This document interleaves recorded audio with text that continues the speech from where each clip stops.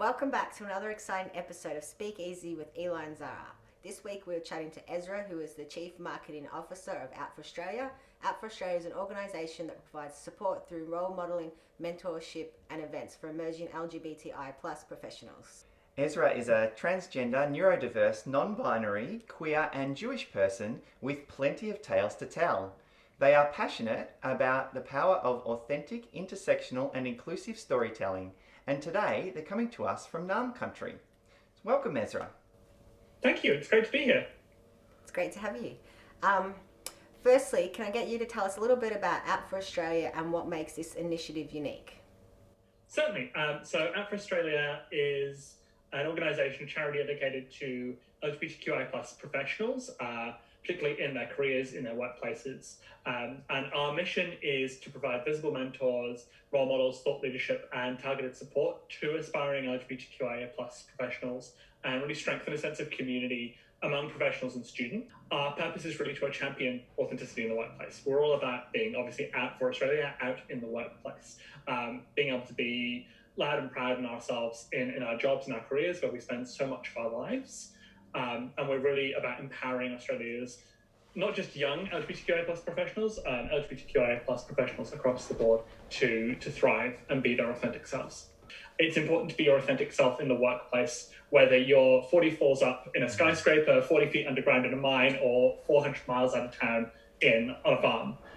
You still want to be able to be your authentic self. You still want to have a career with purpose and fulfillment as yourself, as your full self.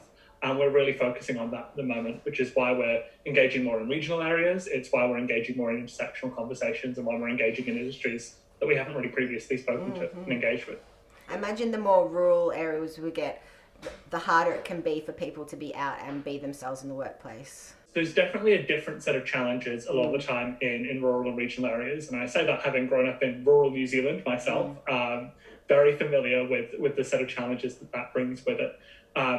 And I think one of the biggest challenges often is the disconnect between rural, regional and urban spaces, where the challenges you might face in one of the central capital cities is quite different to the challenge you might face in a rural community, a smaller rural community where everyone knows each other. Yeah. Regional and rural queer stories have so much richness and so much to bring and so much power and authenticity and joy as well as challenges, and we obviously really want to celebrate that as well. Yeah, and so you're reaching out to connect to those areas through your road trips. So can you tell us a little bit about those events that will be running? We were really lucky back in 2019 to receive a grant from the Victorian government to fund a road trip out to different regional spots, bringing what we do in metropolitan centres, our events and our workshops, out to those areas. Of course, 2020 was the year that it was, and things are on hold a little bit. But we're really excited to be kicking that back off this year, early in 2021. We're partnering with yourselves at DGD Bendigo and also partnering with GD Pride in Shepparton. So there'll be events in both of those centres. And there'll be, I believe, largely workshops. So focus on conversation, focus on discussion, focus on the details of what it is to be queer and out in regional and rural spaces in the workplace. What can people expect to learn when they come along? We recognise that there are organisations such as yourselves and GD Pride in Shepparton and many others that are working in these spaces and have expertise in these spaces and great amounts of capability in talking about what it means to be LGBTQIA+ in rural and regional areas. And for us, it's about bringing our knowledge and expertise about authenticity, about being out, about mentorship in particular, into those spaces and bringing that offering to bear in an area alongside what's already there and the work people are already doing. So our focus really is on collaboration. It really is on working together with communities and with individuals in those spaces to create something great and something new and something amazing. And that idea around mentorship is really valuable because, there's so many of our community are all at different stages of their careers and also just their own being out socially. So yeah, mentorship can really provide so much guidance. Absolutely. And the thing I always reinforce to people when we're talking about mentorship is that you can be at any stage in your career and be both a mentor and a mentee. My parents, who are both in their 70s, were gobsmacked when I said I was mentoring people in their careers because I'm only 28. What do I have to offer as a mentor? But obviously in conversation with them, they recognize that there's plenty I and people my age have to offer. I've been through those first 5 or 10 years or so of figuring out my career and getting qualifications and getting into the workforce, which is incredibly challenging. Having come of age in a recession back in New Zealand, I've got some insights there, I can say. But I've also got a lot to learn. And not just from people who are necessarily older than me or people who are more experienced than me. I've recently changed careers. I moved from working in government to working in the not-for-profit space full-time. And I'm talking to people who are on a calendar read, younger than me, and maybe haven't been in the workforce as long, but who have so much to share with me about what it is to work in a not-for-profit space. So yeah, mentorship is incredibly important. We all have something to offer. I would encourage anyone to go to our website, go to outforaustralia.org and check out our mentoring program. It's all there. Sign yourself up as a mentor and or as a mentee.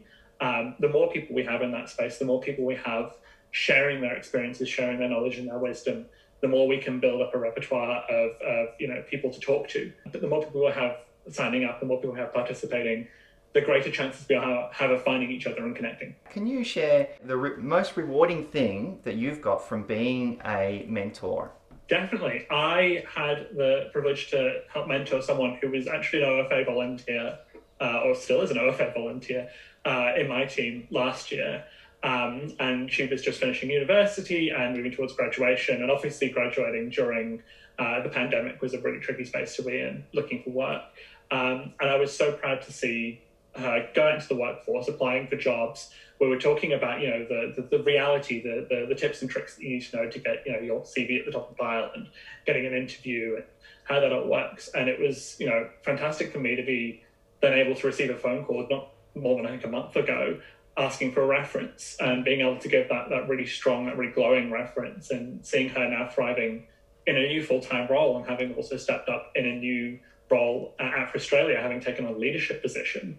And just seeing that person go from strength to strength has been incredible. And you get to see someone thrive. It really is its own reward, I think. So what can the community do for Outfor Australia? How can we get involved and how can we give back? There's obviously mentoring we've spoken about. That's really, really a core part of what we do. It's our core offering.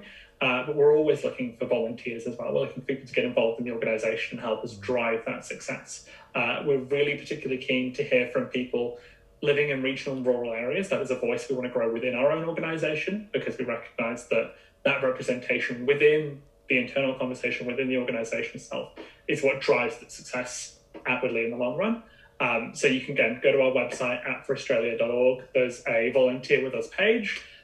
Positions are listed on that page, but there are also contact details for different area leads, including our regional director. On top of that, following us on social media, we post all our upcoming events there. We've still got a really exciting program of virtual, so online events that people can tune into. We're going back to in-person events. Obviously, the road trip is a part of that, and we're so excited to be getting people in the same room together safely, responsibly, but for a chance to have some fulfillment and really engage with one another. So follow us on social media. We post all our events on Facebook, on Instagram, and on LinkedIn. And yeah, stay tuned. And we're going to be having a lot more stuff coming out, hopefully through social media this year. And you just need to search for Outfor Australia on all those platforms. Yeah, and keep watching the TGD Bendigo and Beyond page, because we will also be sharing those events and anything that's happening here in Bendigo. Is Outfor Australia a free organisation for people to attend? Our priority has always been to make sure that our events are free. We acknowledge particularly in-person events when they're in metropolitan centres, particularly capital cities. That is another barrier in terms of travel, in terms of being able to get into the city, attend the event, and then go back home again. So that's a barrier we're really looking into as well. We're really keen to try and make sure there's a live streaming component to many of our events. We might not be able to cover all of them. And there's no cost for our virtual events either, or for our mentoring program for that matter. All of our offerings are 100% free. That's fantastic. So there's no reason for everyone in the community not to check out Outfor Australia online. If people attend, what can they expect to leave with? It's about people coming to those workshops and leaving with the knowledge and understanding and sort of resources to empower their career, and resources, knowledge, and experience that are applicable to them. But it's also about a chance to meet people, or providing a space for people to come together and connect with a specific lens. So you're able to meet other people who are thinking about their careers and about their LGBTQIA plus identities and build those networks for yourself. You might find a mentor there, you might find a mentee there, you just might find a group of people you feel understood by and can connect with. We really appreciate you coming on board today. Thank you so much for being on the show. Thank you so much for having me. Before we wrap up, I also just want to mention that we recently launched our podcast. It's available online through Apple Music, Spotify. I think we've got it on Google Play now as well. And it's about focusing on your careers. So we've got 4 episodes as part of our pilot season.